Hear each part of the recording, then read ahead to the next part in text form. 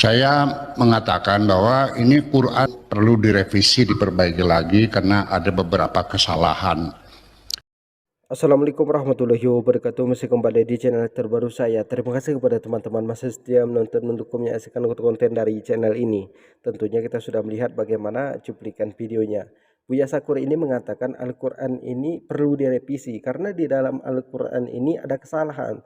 Tentu kita ini pasti kaget kalau mendengar Al-Quran ini ada kesalahan di dalamnya.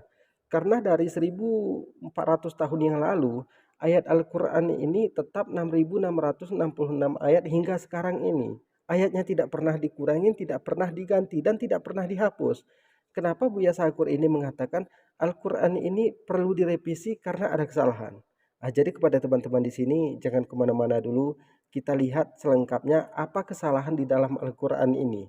Jadi sebelum kita lanjutkan silahkan dukung channel ini dengan cara subscribe, bunyikan tanda loncengnya, dan silahkan dibagikan videonya. Selamat menyaksikan.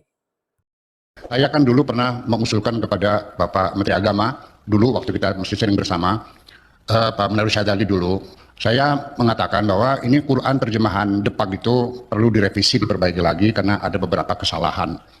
Dan beliau mengatakan mana bukti kesalahannya. Saya bilang tidak usah satu Quran lah, ayat pertama saja. Ketika menerjemahkan Bismillahirrahmanirrahim, itu terjemahan resminya adalah dengan nama Allah yang Maha Pengasih dan Maha Penyayang. Ketika bak di situ, yang tadinya bak itu artinya banyak, ada bak sababiyah, ada bak qasam, ada bak apalagi bak yang tidak ada maknanya ya, bak zaidah dan sebagainya. Nah, ketika diterjemahkannya itu dengan nama Allah, ini berarti banyak lil isti'anah. Kalau isti'anah itu tadkhulu alal alah, masuk pada alat. Jadi kalau bismillah dengan nama Allah, nanti akidatan, secara akidah, kita menganggapnya Tuhan sebagai alat. Jadi kenapa tidak diterjemahkan atas nama Allah saja daripada dengan nama Allah, itu satu. Kita sudah mendengarkan bagaimana penjelasan Buya Sakur ini. Ternyata ini yang menggelitik di hati Buya Sakur sampai Buya Sakur ini mengatakan kepada Menteri Agama, Al-Quran ini harus direvisi karena di dalam Al-Quran ini ada beberapa kesalahan. Bukan kali ini aja Buya Sakur ini membuat heboh. Dia pernah juga mengatakan, jangan takut murtad. Kalau nyesal beragama Islam, silahkan aja murtad. Seolah dia ini mendorong para jamaahnya untuk murtad. Bukan hanya itu, tapi banyak sekali video Buya Sakur ini yang merendahkan agama Islam.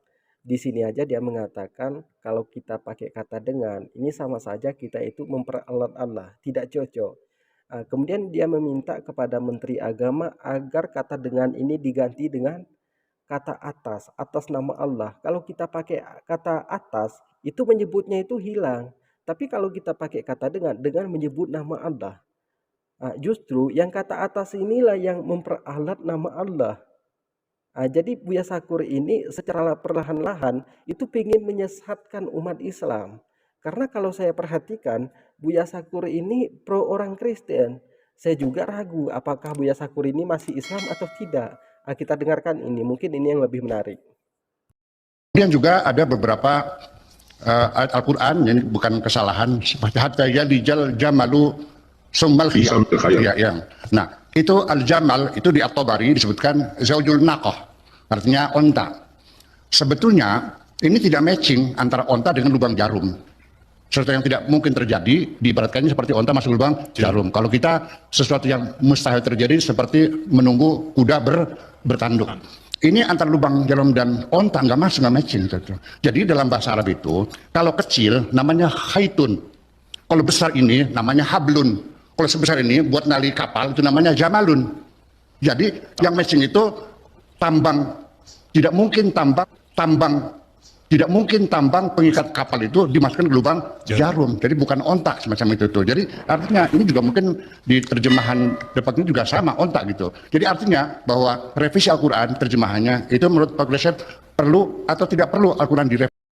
Kita sudah mendengarkan bagaimana penjelasan dari Buya Sakur ini. Kemudian kata Buya Sakur ini, tidak mungkin rasanya bisa onta dimasukkan ke lubang jarum. Itu sesuatu yang tidak mungkin. Jadi sebelum kita tanggapi terlalu dalam ocehan dari Buya Sakur ini, 1400 tahun yang lalu Al-Quran sudah menceritakan bahwa di dalam lautan ini lebih banyak gunung berapi ketimbang di darat. Di tahun 1800-an orang tidak percaya. Orang mengatakan Al-Quran ini hanya karangan dari Nabi Muhammad. Semua mengatakan seperti itu. Al-Quran ini hanya karangan dari Nabi Muhammad. Tapi umat muslim yang kokoh pendiriannya, yang beriman kepada Allah Subhanahu wa taala, suatu saat ini akan terbukti. Akhirnya di 1900 sekian itu terbukti bahwa ada gunung berapi di dalam laut, bahkan lebih banyak lagi di dalam laut. Secara logika kita, apa mungkin api bisa hidup di dalam laut? Silahkan cek di media sosial. Benar nggak yang saya katakan ini? Kalau gunung berapi lebih banyak di dalam laut ketimbang di darat. Jadi ini sudah diceritakan Al-Quran 1400 tahun yang lalu. Kemudian Al-Quran menceritakan 1400 tahun yang lalu bahwa di dalam lautan ini ada sungai, ada kolam. Kemudian orang-orang yang tidak beriman kepada Allah Subhanahu wa taala mengatakan tidak mungkin ada sungai di dalam lautan, pasti air ini bercampur. Tapi di 1900 sekian tahun, para ilmuwan non-muslim menemukan hal ini. Ini sangat membuat mereka itu kaget. Kalau Allah mau, tidak ada yang tidak mungkin. Ada dua air laut yang tidak bercampur. Kalau menurut logika kita, ya ini kan nggak mungkin. Ini pastinya bercampur. Kalau kita tuangkan satu ember, kita tuangkan satu ember dari laut yang berbeda, pasti ini bercampur airnya. Tapi Allah mau, tidak ada yang tidak mungkin, Sakur. Jadi mungkin cukup sekian. Semoga aja Buya Sakur mendengar hal ini. Assalamualaikum warahmatullahi wabarakatuh.